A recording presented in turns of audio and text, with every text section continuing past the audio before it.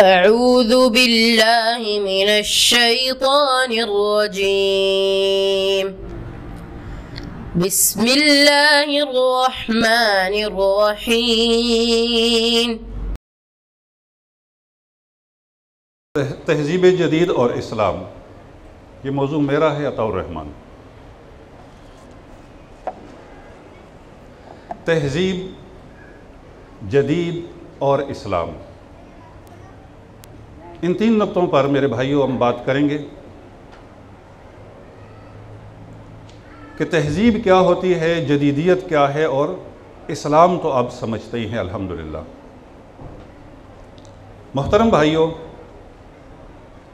तहज़ीब या उर्फ़ आम में जिसे हम सकाफ़त कहते हैं, अरबी के लफ्ज़ सुक़ुफ़ से है,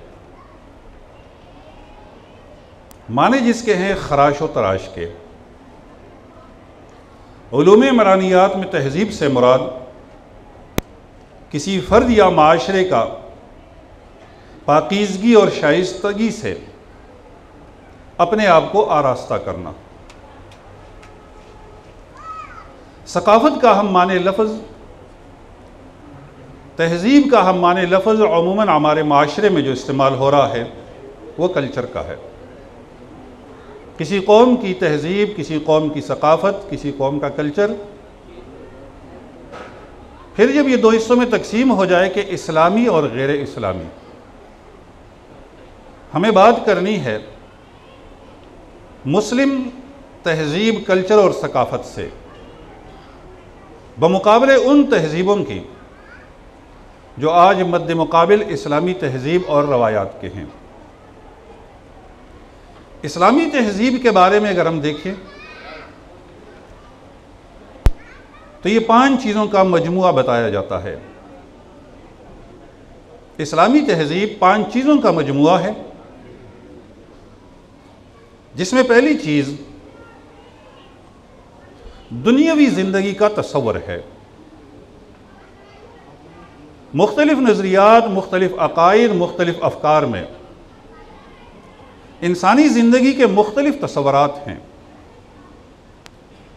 लेकिन हमें गर्ज़ इस बात से कि दुनियावी ज़िंदगी का तस्वुर इस्लाम में क्या है, हमने ये ज़िंदगी कैसे गुजारनी है, क्या हम किसी ज़ाब्ते, किसी अखलाक के, किसी कानून, किसी दस्तूर के पाबंद हैं, या हमारी ज़िंदगी तमाम दस्तूरों से, ज़ाब्तों से, पाबंदियों से आज़ाद है। मोमिन की ज़िंदगी का कोई गोशा ऐसा नहीं जो किसी ज़ाब्ते, किसी कानून से आज़ाद हो। मोमिन का सोना, मोमिन का जागना, मोमिन के कारोबार, मोमिन के लेन देन, मोमिन के गमी खुशी, ज़िंदगी का हर गोशा वो मुख्ताज है कि वो रहनुमाई हासिल करे कुरान और अल्लाह के रसूल सल्लल्लाहु अलैहि वसल्लम की तालीमात से। दूसरी चीज़ कि ज़िंदगी का कोई ना कोई नस्बुल आयन है। इंसान जैसी अजीम मखलूक को जो पैदा किया गया है, तो कुरानी हुक्म और तालीमात के मुताबिक अल्लाह तबारक व तआला का ये फरमान कि हमने इस इंसान को अबस पैदा नहीं किया। यहाँ हर पैदा होने वाले की ज़िंदगी का कोई ना कोई मकसद ज़रूर है। किस लिए इतनी अजीम मखलूक पैदा की? क्या सुबह का होना, शाम का होना, ज़िंदगी का फजूल मशागिल में गुजार के फना हो जाना, क्या यही इंसानी ज़िंदगी का मकसद है? इंसानी ज़िंदगी का मकसद मुस्लिम माशरे में, मुस्लिम तहज़ीब में, मुस्लिम रवायात में हमें अल्लाह और अल्लाह के रसूल की तालीमात को देखकर दुनियावी ज़िंदगी गुजारनी है। कब से हमारी ज़िंदगी शुरू हुई? जब से हम पैदा हुए। कब तक हम इस्लामी रवायात के पाबंद रहेंगे? इस्लाम को मुकम्मल तौर पे अपने ऊपर नाफिज करने की कोशिश करेंगे, तो कुरान ने मोमिन को ये ज़ाब्ता अखलाक दिया कि उस वक्त तक आप अपने इस जिस्म पर, अपने इस माशरे पर कुरान और हदीस को लागू करने की मुकम्मल कोशिश करते रहेंगे, हत्ता यातियकल यकीन। आपकी ज़िंदगी को आप मुकम्मल इस्लामी उसूलों और ज़ाब्तों के तहत गुजारने की कोशिश करेंगे, यहाँ तक कि आपकी मौत आ जाए, दुनियावी ज़िंदगी का ख़ात्मा हो जाए। तीसरी चीज़, मुस्लिम के लिए, एक मोमिन के लिए दीगर नज़रियात, अफकार, तहजीब और रवायात के मुकाबिल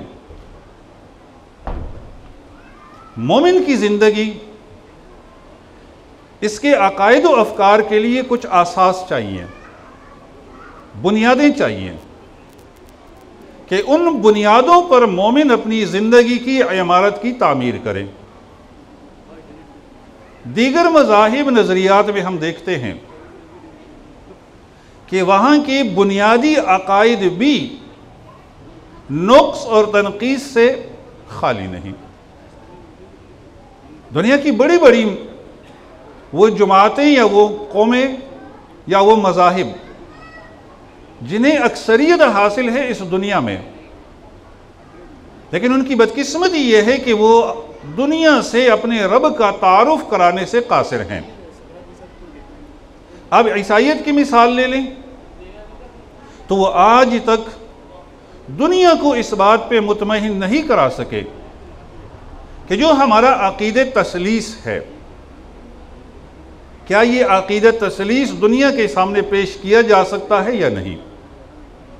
तीन एक है और एक तीन है, जिन्स तीनों के मुख्तलिफ हैं, मकाम तीनों के मुख्तलिफ हैं, जिम्मेदारियां तीनों की मुख्तलिफ हैं। कहीं तो खातून हज़रत मरियम, कहाँ ईसा अलैहिस्सलाम और कहाँ मालिक कायनात। तीनों को मिलाया जाएगा तो एक बनेगा, और अगर एक की तकसीम होगी तो फिर ये तीनों बनेंगे। यही कैफियत इब्राहीम अलैहिस्सलाम से माक़बल जो मजहब राइज था, मुशरिक भी अपने किसी खुदा का तारुफ न करा सके, जैसे आज के हिंदुस्तान के हिंदू हैं।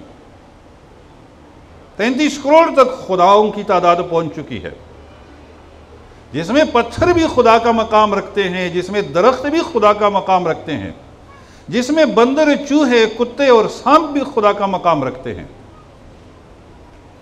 तवील जिंदगी चाहिए, सदियों, कि उन खुदाओं की मार्फत हासिल की जा सके, उन्हें राजी किया जा सके।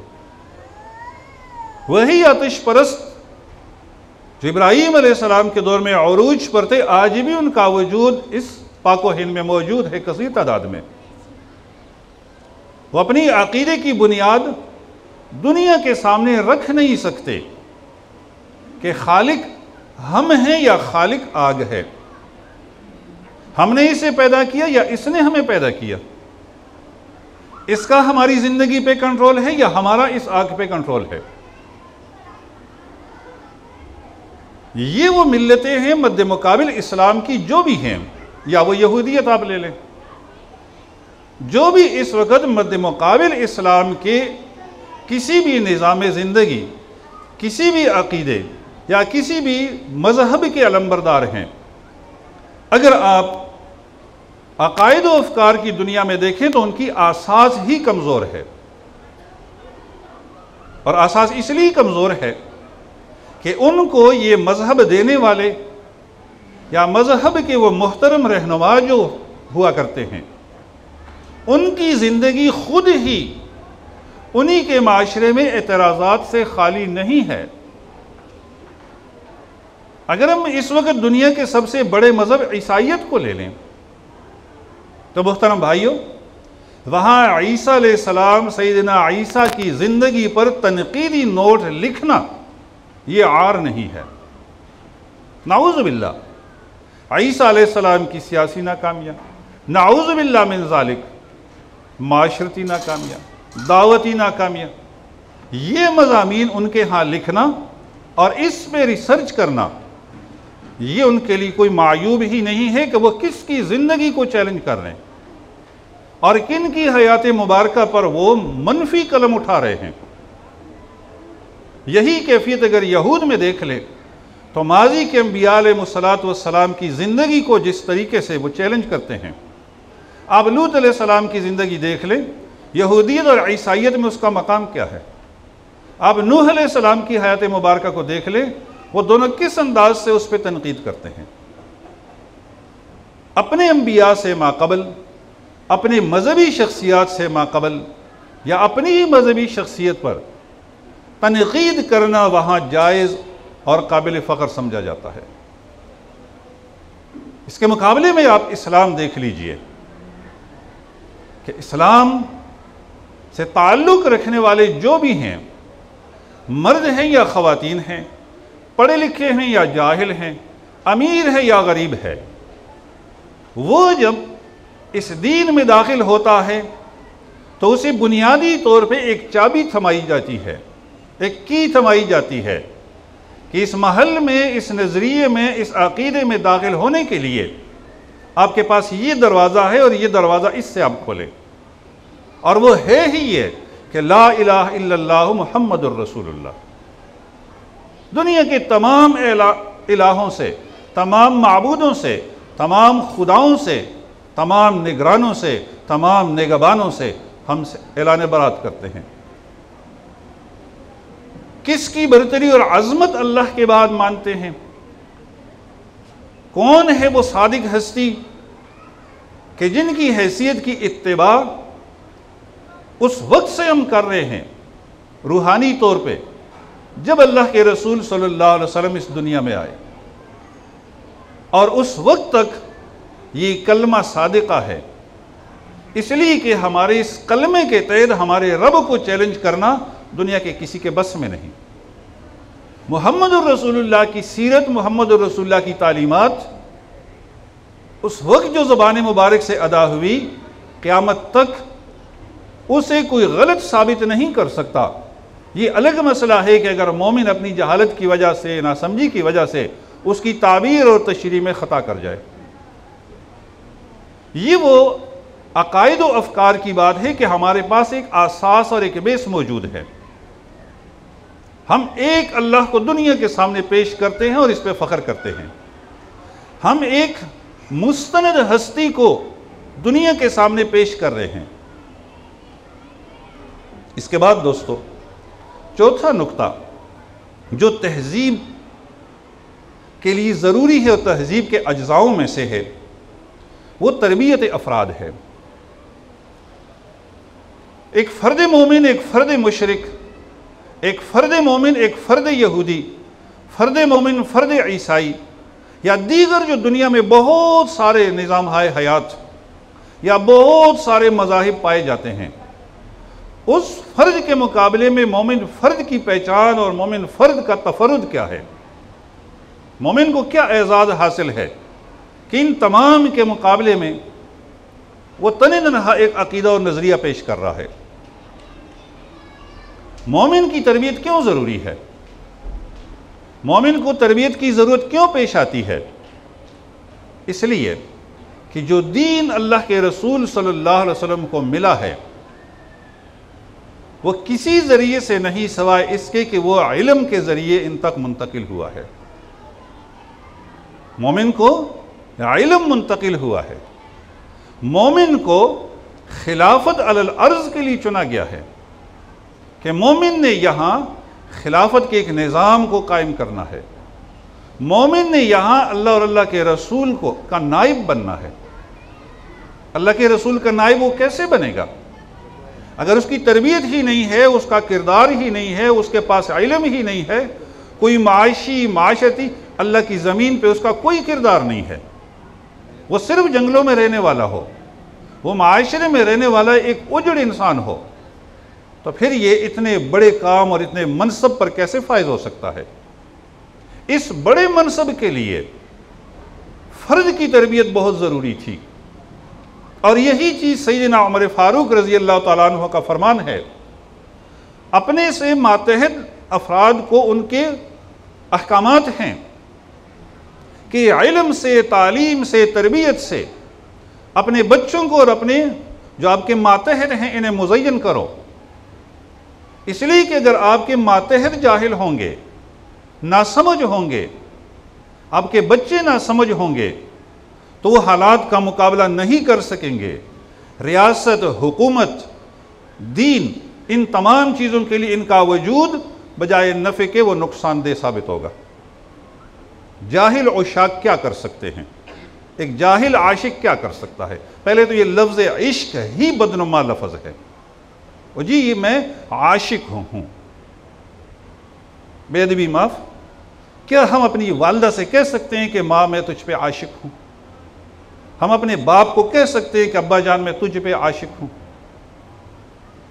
हम अपने किसी बच्ची से, बहन से, खाला से, किसी से हम कह सकते हैं? कैसा लफ्ज़ खुदा जाने हमारे पास आया। ये बिल्कुल वही बेहुदा लफ्ज़ है। आगे जाके हम इस पर गौर करेंगे कि हमारी मीडिया के ज़रिए, हमारी दीगर चीज़ों के ज़रिए माशरे में आप देख लें लफ्ज़ यार का इस्तेमाल होता है। वो बहन बहन को यार, भाई भाई को यार, बाप बेटे को यार और माँ बेटी को यार। कैसी कैसी चीज़ें जाहिलों के यहाँ अंदर माशरे में घुस आती हैं, जाहिलों को पता ही नहीं होता। यही उमर का फरमान था कि बच्चों को तहजीब व तालीम दो, अपने मातहतों को, यानी आपके घर काम कर रहा है वो मुहज़्ज़ब होना चाहिए, आपकी गाड़ी चला रहा है वो मुहज़्ज़ब होना चाहिए, उसके पास तहजीब होनी चाहिए। फ़र्द की तरबियत होगी, फ़र्द को आप माशरे में रहने के काबिल बनाएंगे तो फिर वो तहजीब का अलमबरदार होगा। वो दुनिया के किसी कोने में भी जाए, वो मुस्लिम होगा, वो रवायात का अलमबरदार होगा, वो अखलाकी रवायात का अलमबरदार होगा। फिर उस जाहिल से भी दुनिया की अक़वाम, दुनिया के लोग वो मुतासिर होंगे। मुहतरम भाइयों, पांचवा और आखिरी नुक्ता, फ़र्द की तरबियत के बाद तहजीब के अज्जा में से, कल्चर के अज्जा में से, सकाफ़त के अज्जा में से पांचवा नुक्ता ये था कि निज़ाम इज्तिमाई का तस्वर जो है वो तहजीब, कल्चर या सकाफ़त देता है। फ़र्द की तरबियत होगी तो निज़ाम इज्तिमाई के लिए हम तैयार हो सकेंगे।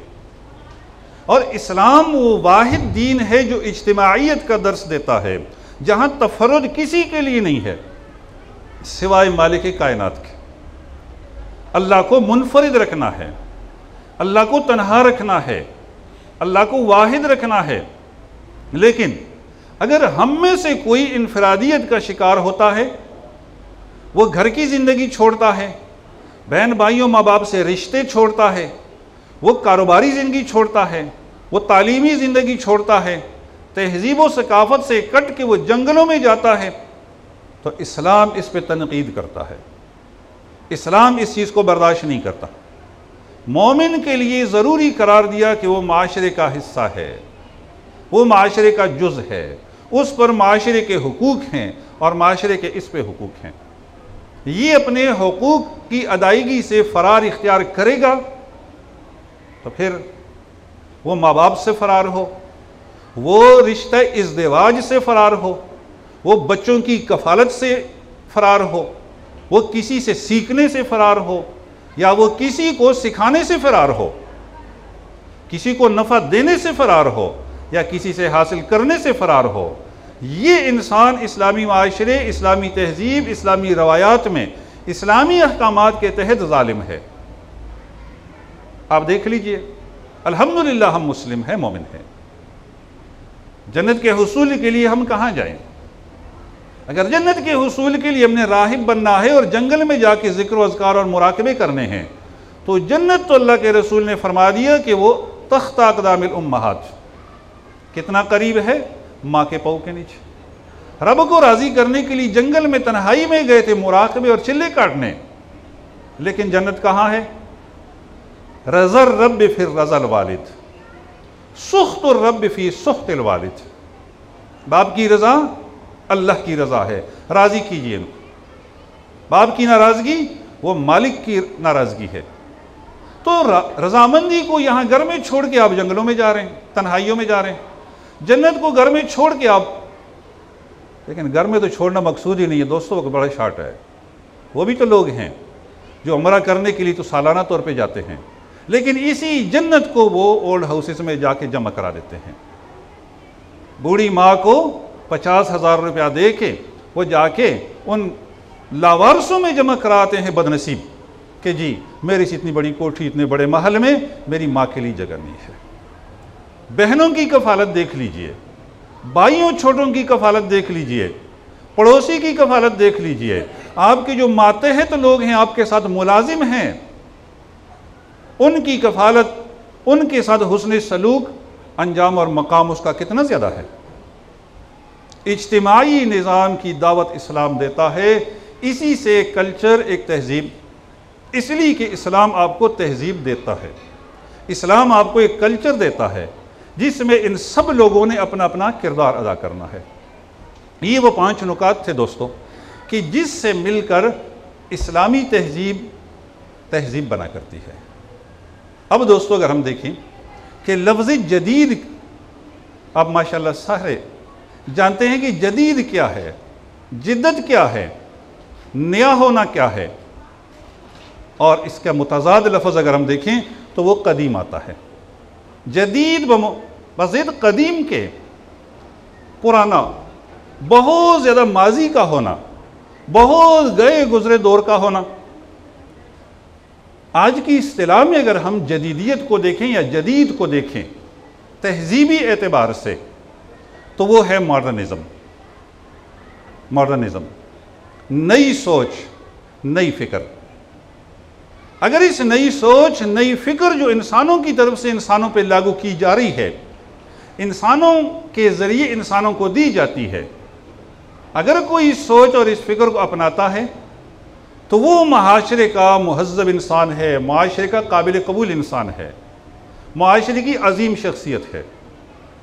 और अगर कोई इस इंसानी फुरसुदा जाहिलाना सोच को ना अपनाए, किसी की फ़िक्र को ना अपनाए, वो इस्लामी तहजीब की बात करे, तो फिर ये शख्स मुख्तलिफ़ किस्म के फतवे जदीद लोगों की तरफ से उस पर नाजिल होते हैं, और वो फतवे आपके सामने हैं।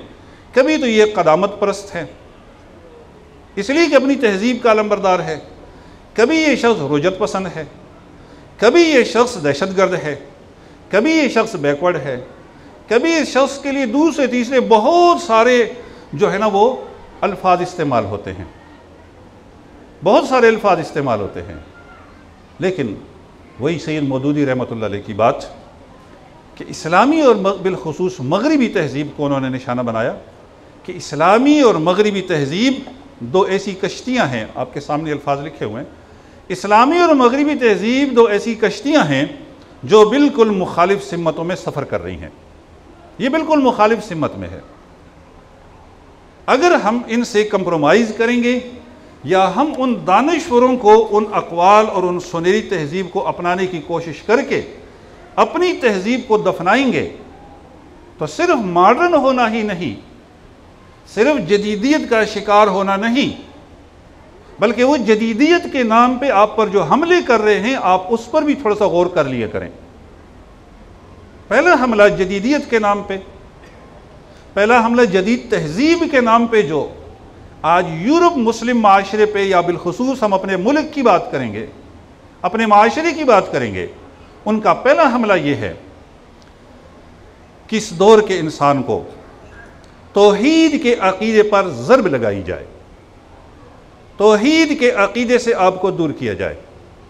इसलिए कि मोमिन जब तक इनफिरादी तौर पे और इज्तिमाई तौर पे तौहीद के अक़ीदे पर कायम है, दुनिया की कोई क़ुव्वत इसे झुका नहीं सकती, दुनिया की कोई क़ुव्वत इसे दीन से दूर नहीं रख सकती, दुनिया की कोई क़ुव्वत इसे मिटा नहीं सकती।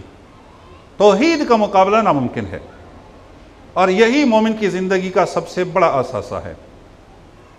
दीगर भी मज़ाहिब हैं आज, इस्लाम से वो मुसलमानों से और इस्लाम से तादाद के एतबार से बहुत ज़्यादा हैं। ईसाइयत देख लें, दुनिया में दीगर मज़ाहिब आप देख लें, यहूदियत देख लें, कितना सरमाया है उनके पास, लेकिन ये दोनों बदनसीबी से अक़ीदे तौहीद से महरूम हैं। तो फिर आप देख लीजिए, आवाम की मंशा हो या मंशा न हो, कलीसा ने जो फैसला कर लिया वो उन्हें कबूल करना पड़ेगा।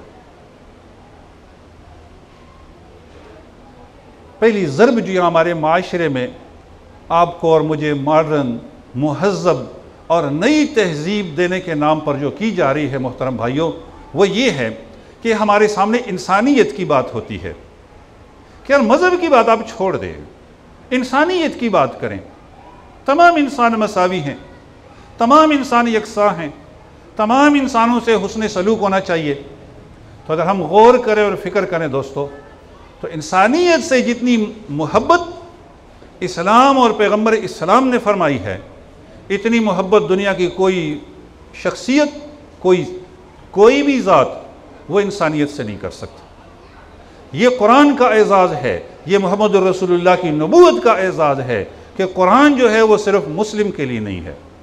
कुरान मुस्लिम के लिए सिर्फ नहीं है, दुनिया की तमाम किताबें, तमाम मज़ाहिब, नज़रियात, अफ़कार की जितनी भी हैं वो सिर्फ उन्हीं लोगों से मुतालिक हैं। वही लोग गौर करते हैं, फ़िक्र करते हैं और उस पर अमल करते हैं। वो दीगरों के अमल करने के काबिल ही नहीं है।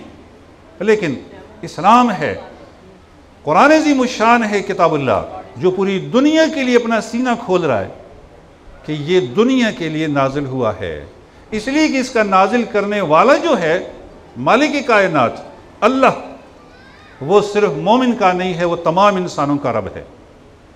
इससे बड़ी इंसानियत के लिए दर्द और क्या हो सकती है। मुहम्मदुर रसूलुल्लाह सल्लल्लाहु अलैहि वसल्लम कुरानी अहकामात के तहत और अपने ज़ात मुबारक के तहत आप देख लीजिए कि मुहम्मदुर रसूलुल्लाह की ज़ात मुबारक से मोमिन भी फ़ायदा उठाएं, और कुरान ने फरमा दिया कि वह रहमतुल लिल आलमीन है, अल्लाह रब्बुल आलमीन है। मुहम्मदुर रसूलुल्लाह की ज़ात जो है, तो मोमिन को सोचना चाहिए कि किस इंसानियत की बात दुनिया वाले कर रहे हैं, जहाँ छूत छात है। बड़े के लिए मंदिर अलग, छोटे के लिए मंदिर अलग। बड़े के लिए चर्च में दुआएं अलग होती हैं, छोटे हकीर लोगों के लिए दुआएं अलग हुआ करती हैं। यहूदी मज़हब में देख लें, जहाँ वो तौबा, इस्तग़फ़ार और गरिया और ज़ारी के लिए जाते हैं बैतुल मुक़द्दस, जब बड़े लोगों का दिन होता है तो छोटे लोग ख्वार और जलील उस दिन अल्लाह से मग़फ़िरत भी तलब नहीं कर सकते, इसलिए कि आज बड़े लोगों की मग़फ़िरत का दिन है और कल छोटे लोगों की मग़फ़िरत का दिन होगा। लेकिन आप एहराम बांध लीजिए, कोई बादशाह है, कोई सरमायादार है, कोई जर्नल है, कोई सियासतदान है, कोई कुछ भी है। आप बैतुल्लाह जाइए, सारे एक होंगे। आप मदीना मुनव्वरा जाइए, सारे एक होंगे। आज़ान होगी, फिर न कोई बादशाह होगा, न कोई फ़कीर होगा। मसावात की बुनियाद पे मर्द व ज़न मसावात, अफराद मसावात। दोस्तों, बर्दाश्त कि ये मुस्लिम माशरे में, यहाँ आपके माशरे में बर्दाश्त नहीं है, इसलिए बर्दाश्त की तालीम व तलक़ीन आपको दी जाती है। बर्दाश्त से मुराद क्या है कि अगर आपका एक भाई वो इस्लाम छोड़ जाता है, आपका एक भाई घर में बैठे बैठे फहाशी और ओरियानी का बाजार सजाता है, आप बर्दाश्त कीजिए ना। माएँ हैं, बहनें हैं, घर में बच्चियाँ हैं आपकी, वो जो मर्जी करती फिरें। अब बर्दाश्त सीखें, तहजीब सीखें, नए मुआशरे का और इस नए कल्चर का फ़र्द बने। आप बहन पे, बेटी पे, बेटे पे आप क्यों पाबंदी लगाते हैं? वो कपड़े पहने या कपड़े उतारें। दुनिया में, यूरोप में तो यही हो रहा है, मुहज़्ज़ब माशरे में ऐसा ही होता है। वो शराब पिए या वो घर में अपने कमरे में जना करे, आपको इससे क्या है? भाई बर्दाश्त करना सीखे, मुहज़्ज़ब बने।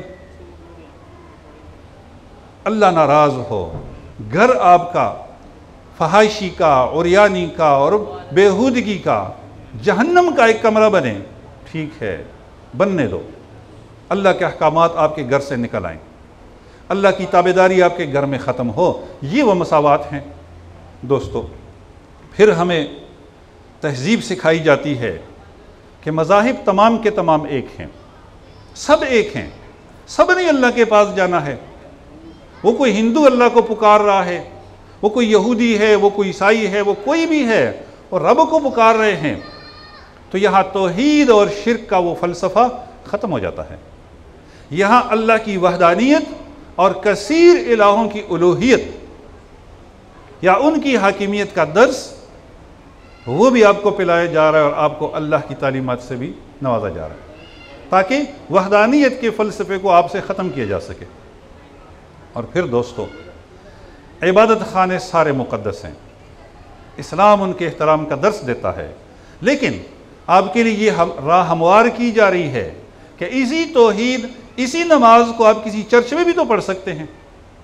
अलग जो है मस्जिद बनाने की ज़रूरत क्या है, उस माशरे में चर्च भी तो है।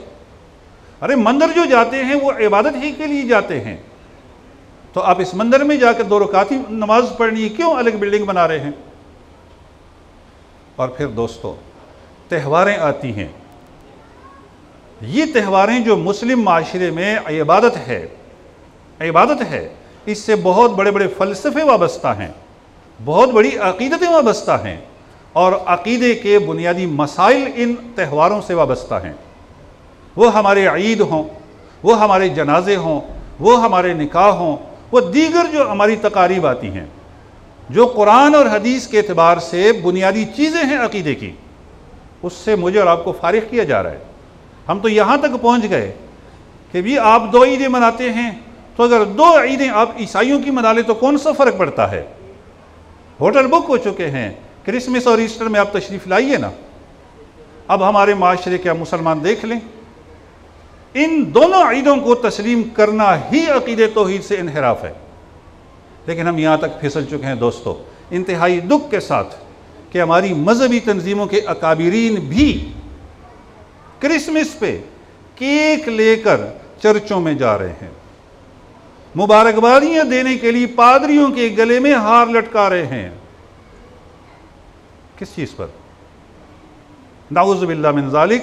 उस दिन ईसाई नाकामी साबित कर रहे कि ईसा अलैहिस्सलाम फरार हो जाते और वो सूली पे न चढ़ते। उनके यहाँ वो सूली चढ़ चुके हैं, कुर्बान हो चुके हैं, शहादत दे चुके हैं।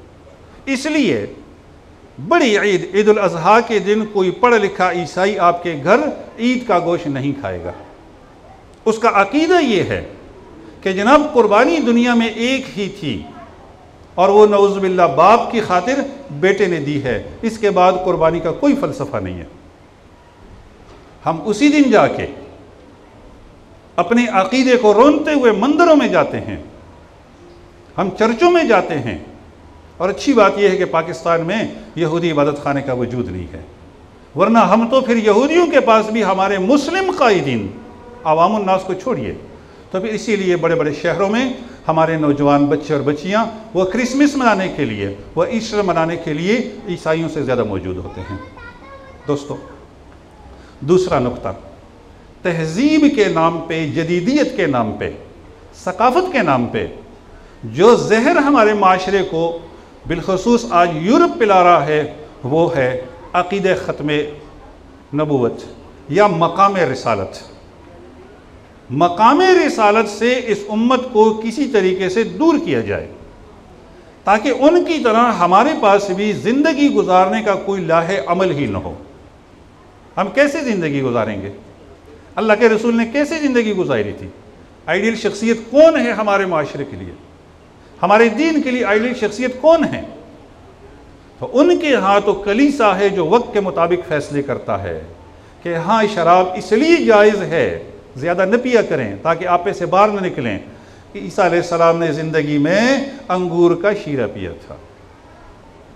नबियों से नऊज़ बिल्लाह शिर्क हुआ है, वहाँ तो ये फ़लसफ़ा है।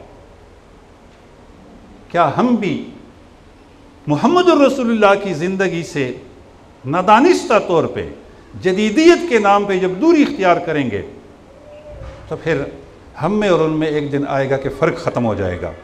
इसलिए रसूलुल्लाह सल्लल्लाहु अलैहि वसल्लम की हयात मुबारका के बारे में जो असासा आपके पास मौजूद है हदीस की शक्ल में, आज उनके पढ़ाए हुए मुस्लिम बाज़नामों ने हर दानिश्वर लिख रहे हैं, आर्टिकल लिख रहे हैं, किताबें लिख रहे हैं, कलम चला रहे हैं कि जनाब ये क्या हदीस आपने लगाई है। हदीस तो असल में अरब कल्चर का नाम है, अरब तहज़ीब का नाम है। जैसे यहाँ हमारे मुल्क में मुख्तलिफ़ तहज़ीबें हैं, जो कराची के होंगे उनकी तहज़ीब रवायात कुछ होगी, जो सिंध के अंदर उन्हें होंगे उनकी तहज़ीब रवायात कुछ होंगी, जो पंजाब के हैं कुछ होंगी, बलोचों की कुछ होंगी, पठानों की कुछ होंगी, कश्मीरियों की कुछ है। अब अजम पे आके आप अरब की तहज़ीब लागू कर रहे हैं, आपकी अपनी कोई तहज़ीब नहीं है कि आप अरब तहज़ीब अपना रहे हैं। इन्हीं की तरह यहाँ दफन हुई है, लोग जलाते हैं, आप भी जलाएं। लोग दरिया बुर्द करते हैं, आप भी लाश दरिया बुर्द करें, क्या कब्र लेकर और जनाजे लेकर बैठे हुए हैं।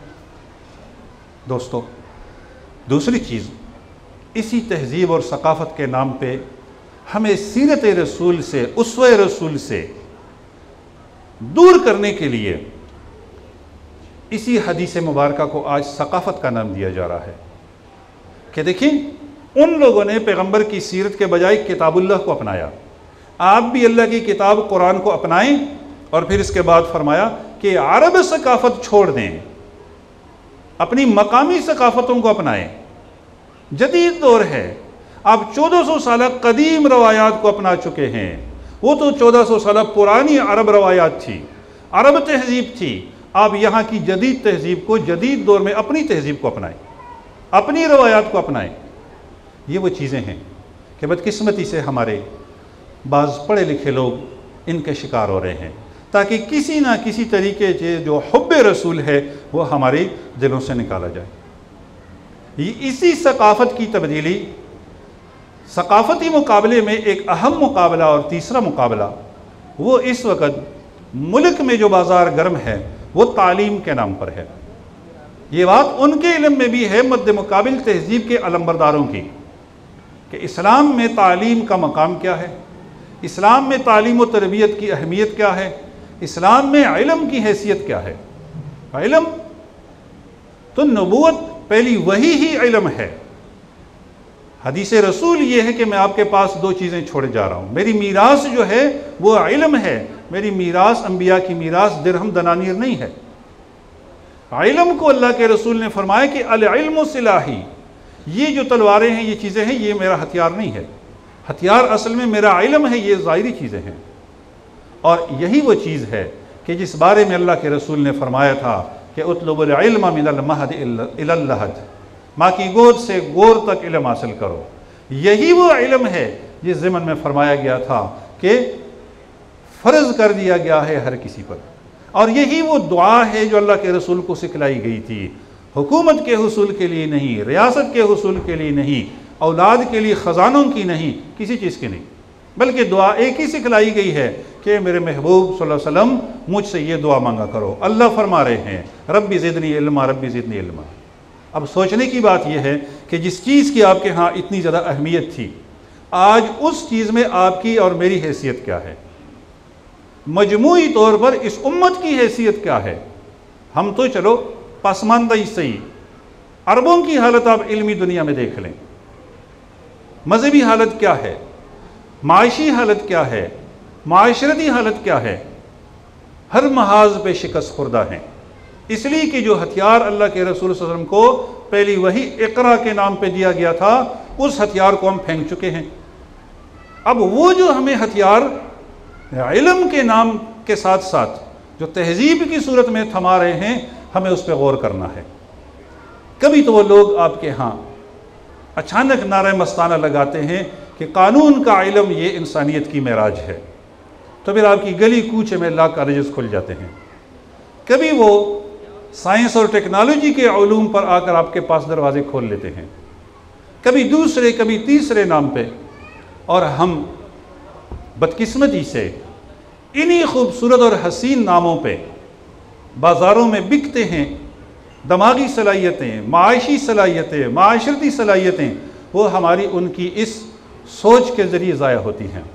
मोहतरम भाइयों, आज अगर हम देखें, इल्म के नाम पे यूरोप ने आपको जो मखलूत निज़ाम तालीम का फ़लसफ़ा दे दिया, आपकी आने वाली नस्लों को उन्होंने तबाह करके रख दिया। कहीं नहीं सोचा गया कि हम अपनी आने वाली नस्लों की तालीम और तरबियत अपनी तहजीब, रवायात और कल्चर के मुताबिक कैसे करें। जब खला पैदा हुआ तो खलापुर करने के लिए वो लोग आए कि जहाँ आज जाना, जहाँ की तहजीब और रवायात के बारे में सोचना कि आज की प्राइवेट यूनिवर्सिटीज़ में हमारी बच्चियों का मकाम क्या रहा, क्या वहाँ से कोई फातिमा आ सकती हैं, क्या वहाँ से सीरत आयशा लेके वहाँ कोई रह सकती है या वहाँ से फारिग हो सकती हैं।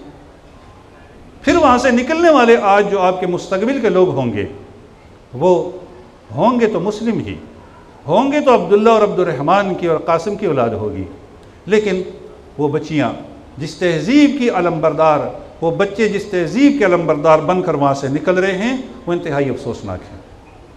और अगर इसमें हम ना सोचें, हम निचली सतह पे सोचें कि मुस्तकबिल हमारा तारीख किस लिए है कि बदकिस्मती से एक ही गली में, एक मोहल्ले में पैदा होने वाले 5 बच्चे हैं, एक मदरसे जा रहा है, एक सरकारी स्कूल जा रहा है, एक प्राइवेट स्कूल जा रहा है और एक बीकन हाउस जा रहा है।